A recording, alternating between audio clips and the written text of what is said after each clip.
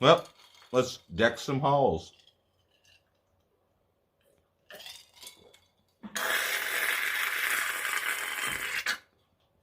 Ha!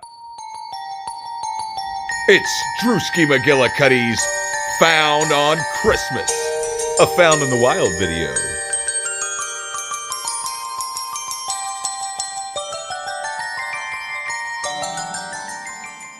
Ho, ho, ho, everybody. It's Drewski McGillicuddy, and as promised, here's the Found on Christmas video. Now, not all these things were found on Christmas, but they're technically Christmas presents. Because, and obviously I'm not going to show you my underwear. Nobody wants to see that unless you do. I don't know if I can do. All right, now where was I? First thing I want to show you is this fancy new shirt I got. Now, you probably ain't never seen this shirt. I got this for my birthday. This year or last year, I don't know. I wasn't paying attention. And I figured this be a festive way to start it off, and then I'll show you my fancy Christmas present. Isn't it wonderful? It's the shirt from the Monster Squad. In case you didn't know. Apparently, there's some asshole out there that doesn't think that it's the greatest fucking movie that's ever been, yet his fucking second favorite Texas Chainsaw Massacre is the 3D one. This first thing isn't necessarily a Christmas present. It's actually a found in the wild. Like, we literally found them in the wild while we was cleaning out this old farmhouse. I found all my old VHS tapes. I got The Buttercream Gang. And if you don't know, this is like a family film that came out with a bunch of family films or something from Films for Families. And what's his name? Stone Gremlin Productions actually did a video on this. And I highly, highly recommend you check that video out if you've never seen it. And then, I don't know what it is about this movie, but I love it. It's so wholesome. I mean, it's embarrassing to admit that I like it, but it's just, a wholesome movie, it makes you feel good, stuff like that. And then I got Abbott and Costello's Jack and the Beanstalk, and I am an avid connoisseur of Abbott and Costello, this being one of like my least favorite of their movies, but it was in the box. I figured I'd bring it home with me, and I need to go out and get their chest that has like literally every one of their movies in it, because if you don't know, Abbott and Costello is one of the greatest comedy duos. If you like the Three Stooges, you're bound to like Abbott and Costello. They met all the Universal monsters. It's great. It's great stuff. And then they had Screams in Africa, or African Screams, which is another one that is like, it's all right, but it's not my favorite. But, who cares? Who really gives a shit? I'm just showing you that I found these, and I found this fancy Three Stooges VHS that I got from the original dollar store. It was originally called the Dollar Store, and stuff was literally $1. Not to be confused with Dollar Tree, but that's the Three Stooges. And they also had Superman, so I found this, and I figured that would go great with my VHS collection, along with My Cousin Vinny, quite possibly the greatest comedy of all time. But who am I to say, comedy's subversive, but if you haven't seen My Cousin Vinny, shame on you. And another one that a lot of people don't realize exists because it's one of those, what I like to call hidden gems or forgotten films of the 80s, and that's like Father Like Son. And there was like a bunch of these movies back then. There was Vice Versa, then like the Freaky Fridays and stuff like that. But this is probably my favorite. It had Kirk Cameron before he went all crazy. Or did he go crazy? Maybe we're all Christian. Maybe we're all crazy. Anyway, don't worry about that. Don't worry about none of that. There's the VHS tapes. All right, up next is the Blu-rays. And I figure, what the hell? I'll pick up I Love Lucy Season 1 for $5 on Blu-ray because, hands down, one of the greatest shows of all time. Now, it's nowhere near up there with the Andy Griffith Show for me, but, I did enjoy watching this on Nick at Night back in the 80s when I was a tiny little feller. And I haven't watched it in probably 30-some-odd years. Who knows? But, I can catch up on the first season now. And then I figured, what the hell? For $3, I'll pick up National Lampoon's Christmas Vacation. And I sure enough watched this movie. Maybe I'll review it. I don't know. I've been having a really hard time making videos lately, in case you haven't noticed. And then I picked up Misery for $5. What am I going to do? Leave it there? Now, it's not the Scream Factory edition, but I figure I'm not necessarily a video snob or a quality snob. As long as it's Blu-ray, that's close enough. Technically, this was for the secretary. She's sitting over here making faces at me. But that's Misery. What a wonderful movie to watch in the wintertime. You know, as a matter of fact, just shut up, okay? And then I picked up this, Big Bad Wolves. Now, I believe this is French. I remember seeing the trailer for it, and it looked really, really, really, really, really good. Then one thing led to another, and it just disappeared.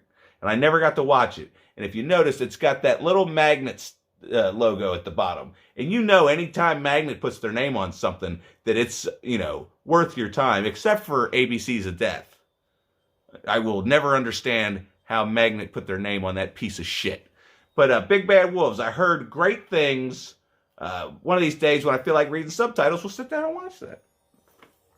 And then another great movie to watch during the winter, during the holiday season. Hell, it might even be technically a Christmas movie or a Thanksgiving movie, because I'm pretty sure it takes place around the holidays. And that's the double feature of Grumpy Old Men. Now, you can say what you want about Grumpy Old Men, but I think both of these movies are just as good as one another. I love both of these movies. I saw them both in the theater with my father, and we had a hell of a time. Burgess Meredith plays, was it Jack Lemmon's father? I can't remember. I'm pretty sure he was Jack Lemmon's father. That doesn't matter. If you haven't seen Grumpy Old Men, you're in for a fucking treat. And then Devon Graham went and picked this movie up a couple weeks ago. I got jealous. I was like, oh shit. And he keeps talking about how it's out of print or it's kind of hard to come by. And it's one of my favorite horror films, which I got a funny story. You might have seen my review. I picked The Ring up on Blu-ray, which I need to revisit this movie because I could tell you in depth. Maybe I told you. I don't remember. If you haven't seen my review for The Ring, it's down there in the bowels of hell. But yeah, this movie, when I first saw it, I thought, oh, it's a bunch of bullshit. And I watched it on like the worst quality bootleg on a like computer monitor from the 90s. So you can understand why I didn't, enjoy my viewing experience. But then that night when I had the worst nightmare I've ever had in my life, it caused me to go revisit this movie. And now it's, towards the top of my list of best horror films ever made. And then there's The Fog from John Carpenter. Now here's the thing that makes me sad. I bought this. I paid, full-blown retail for this. Then I was at Walmart, and they had the double feature of The Fog and The Howling for $6 fucking dollars. But guess what? I'd rather have this single thing by itself. Wish it had a slipcover, but it doesn't. First thing I'm going to do, as you know, is open this and flip this cover around. I cannot stand... A lot of people love the new artwork that Scream Factory puts out, but I can't stand it. I'm always a stickler for the original artwork. So that's John Carpenter's The Fog. And I've only seen this movie once. And I really, really, really, really, really liked it. But for some reason, just because the remake's so terrible, I never really go back and watch this one. I don't know. I can't really blame it on the remake. It's just it's my fault. It's my fault. Did I tell you that I got this shirt? It's a nice shirt. And then I got this fancy little baghead Jason keychain. Isn't it just the cutest little thing you ever seen in your life? Ooh, you just fucking sit still. There you go. I think. That's good enough. That's good enough. You get to see. You get the point. And then I guess she's running over because she wants me to show you this ridiculous thing that she got for me. Yeah. I'll never wear it because they're useless. It's literally a piece of cloth. Like that's going to protect you from anything. But hey, look, there I am. I'm on a mask, everybody. If you want to acquire one of these, you can go to Spooky Shop, and I believe... Down. It's upside down. I don't really give a shit what way it goes. Am I spooky? But anyway, if you desperately need one of these, you can go to the Spooky Shop or some shit like that. And that's, I guess that's where this came from. Yes. The Spooky Shop. It's where we sell all of our haunt merchandise, and I believe it ships. I don't know. It does, yes. It does. So if you want a Dent Schoolhouse hoodie, if you want a Krampus hoodie, do I have the advertisement? Am I allowed? Are they going to get pissed off at me for for showing you this shit. You know what? I don't really give a shit. It's Christmas, so they can kiss my ass. But they already knew that. Anyway, I picked up Landstalker for Sega Genesis. A lot of you might not be hip to Landstalker by Sega or for Sega Genesis. You know, Vampire Mike over there, Sega CD Universe, he probably knows about this game because he's like one of the only cool people, you know, that actually knows about Sega. Okay? Because, you know, all y'all were, and don't lie, don't try to deny the fact that you saw fucking Nintendo fanboys playing the NES when, you know, here I am over here. You know, I was going to save this for later. But yeah, I went out and bought me a fucking Sega Master System, huh? What do you know about that? Huh? Because I went all my life having the Nintendo, the Super Nintendo, even the Sega Genesis. Never had the Master System. But, you know, look, it came with a controller and another controller. I don't know why they'd want to see that. But anyway, the Sega Master System, if you don't know, now I love Double Dragon for NES. Don't get me wrong. I mean, 1 and 2 are both great games. The third one just a little too hard for anybody to be able to play. But then you got the Sega Master System version that's actually a port of the arcade game. And this game kicks ass. Like, the controls are a little frustrating at first to get used to, but once you get used to them, I mean, look out. And it's practically, because I have I don't want to say it's bootleg, but like it's illegal, unlicensed, that's it. I got the unlicensed Sega version that is the actual port of the arcade game. I mean, I don't know if it looks as quite crisp as the arcade game, but for being an 8-bit system, the graphics on this are incredible. The music's a little off for my taste. I still prefer the NES music, but I mean, anyway you look at it, the Double Dragon, just one of the greatest video game franchises, and nobody gives it the credit that it deserves. Because, I mean, everybody's all about Turtles in Time. Well, guess what? You wouldn't have Turtles in Time if it wasn't for Double Dragon. Sega! You know, it's funny, back in 1992, I had got these, Batman, and now I got him again. How about that? I got him then, I got him now. Even better, got him when we're almost 40. You know what I mean? This is probably one of my favorite, like, color schemes for Batman. This one, not so much, but it's still, like, the mold. Like, it's Michael Keaton. It's supposed to be Michael Keaton, and, I mean, the camera's not going to focus in good enough, but rest assured that these are some of the best action figure molds, even though they recycle, like, it's the exact same thing, just different colors. But I'll buy every single one of them as long as it's not like a stupid ass color scheme. Like they got the Arctic one where he's, the plain white one, don't worry about it, all right? But the plain white one's got just, and my boss was throwing away all these belt buckles and stuff. And I should show you the other ones, but I just picked out my favorite, okay? And I got this fancy GMC, it's a big semi truck with GMC on it. And, you know, it's fancy. So, that's a belt buckle. Plus, I could take my belt off and just beat the shit out of somebody with it. So, look out. Oh, God. See, this is like, we're already running a little far. You know, this is going to be a long video, everybody, because afterwards, I got something special to show you, okay? I was going to make a big deal about it or something, I don't know. I want to show you something. I'm not going to show you the whole thing. I'm just going to show you my little bit. I got a little walkthrough of the Dent Schoolhouse. I'll show that to you at the end. We got a couple more items, and then we'll get to that. I was going to do like a reaction to it, but it's going to take too long, and I ain't got that kind of fucking time. Anyway, I got a Nightmare on motherfucking Elm Street for the NES. And yeah, that's right. It's got the fucking LJN logo on it. And this is probably the best LJN game. And a lot of people don't like LJN. I don't see what the problem is, especially with this game. Okay, I can kind of understand people's frustration with Friday the 13th, the game. That game's fucking hard, it's complicated, don't make no goddamn sense. But this one, although it's hard, complicated, and don't make no goddamn sense, I get the hang of it.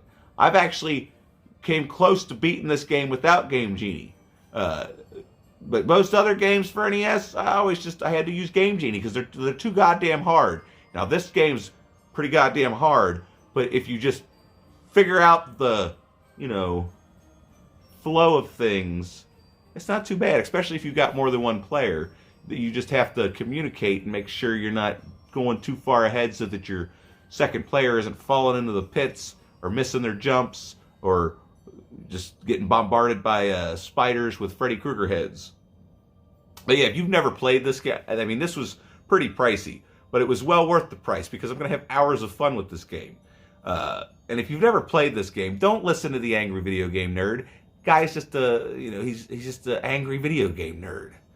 Listen to me. I know what I'm talking about. This game is fun as hell, and it's got some of the best music on the NES. So if you've never played it, it's well worth the price point because the game goes between $40 and $75 right now. So if you can get it for under $75, hop on that shit, and you can thank me later. Unless of course you don't have an NES. Moving on to Christmas. Well, it's all been Christmas. Oh no, this is your actual Christmas present. Oh, this is my actual Christmas present. I got this beautiful thing, and I'm having the hardest time. I've got this beautiful thing, and I'm having the hardest time deciding whether or not I should open it or not, and it's just I don't want to because it's so pretty with its shrink wrap on it. But I'm so glad that they did the purple and the green font. Throw it off, change it up a little bit from the yellow one that's been coming out like on the DVD and the Blu-ray, which is astronomically overpriced. Which this was a little expensive, but there's so much great stuff that it comes with. And according to Devon Graham, the picture quality is unmatched by any other copy of this film, which I have every copy there is, except for the regular old Blu-ray. Somehow I missed out on the regular old Blu-ray, but one of these days, after this standard edition of this comes out, maybe the price will go from $60 back down to like $9.99, and I'll pick the son of a bitch up, and I'll have every copy of Dawn of the Dead ever made. And also, if you're one of those people that for some reason hasn't seen this movie, there really is no excuse because there's every single version of this movie with the 4K transfer available for free on YouTube. Now, I hate to, recommend you go watch something for free on YouTube, but goddamn it, if you ain't got no other choice, fucking do it! And then she wants me to show you this, but I don't see how. Look, I got a fancy little thing to organize my fancy little things. You put these on the lights, and it changes the colors to red, or it's supposed to be green, but it's not really. It's more blue. I don't know. It's complicated. I used to know all this stuff when I was in art and printing and all that good stuff.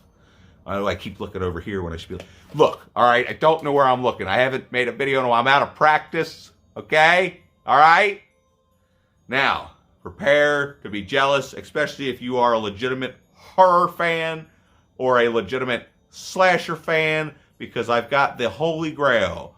Ooh. I mean, you would think that was the Holy Grail, and that's fine, but there's something about this box set in particular that I've been wanting for well over 10 years, and it's just been just out of reach for so long. And then, I had no idea. This wasn't even on my radar this year for Christmas. And I just love it because it has all the original covers, because, the second movie, I don't think anybody can deny that's just the greatest fucking movie poster of all time. Try to top that. I'll wait. Oh, what? You couldn't do it? Well, they try. No, they didn't even try with this one. My fucking hat just fell off. But yeah, they didn't even try with this one. That's not even Angela. Not that the one on the second one was even Angela, but this doesn't even. I don't know. It's not that it bothers me, but it's not that it doesn't bother me. Does that make any sense? And the secretary was so upset because it said on the thing that it came with sunscreen, antiseptic wipes, burn creams, and scissors, and there they are. So she was rather upset about that, but I could give a shit less. What do I need an extra pair of scissors for? But and the thing is, I'll never watch these. This is just gonna sit over on a shelf, looking all pretty. I got a fucking problem. I'm sick in the fucking head. Okay. All right. Now, without further ado, everybody, because, I've been running off the mouth for far too long. This nerdy guy, what's his name? I think his name's the nerdy guy. I don't know. I'll leave a link to the entire video down below. So if you would like to go watch this entire walkthrough of our Christmas Nightmare, minus the top floor, because the top floor was all fresh this year. Blah, blah, blah, blah, blah. Other than that, here's the fucking school bus. Huh.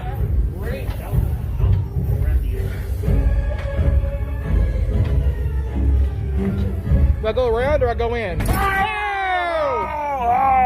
It's beginning to look a lot like you gonna die! Hey, what you get? Tell me what you want for Christmas!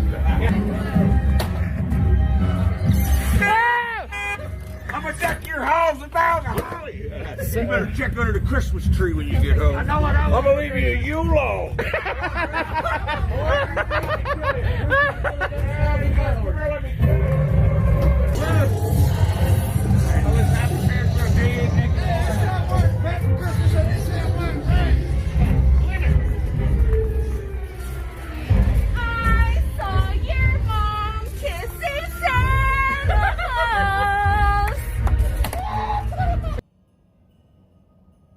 Yeah? Wasn't that something? Aren't I funny? Don't I make you laugh?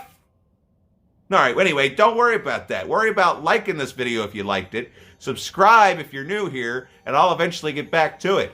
And, comment down below. Let me know what you thought about this shit. Let me know what you got for Christmas. And if you're feeling generous, there's the www.patreon.com/DrewskiMcGillicuddy. And also, before I go, I want to apologize to all my patrons for the lack of content, but thanks for bearing with me. I really appreciate y'all. I know how frustrating it must be to be, putting your hard-earned money to nothing. And, I'm ashamed of myself. But anyway, I love you guys. Merry Christmas! And have a Happy New Year.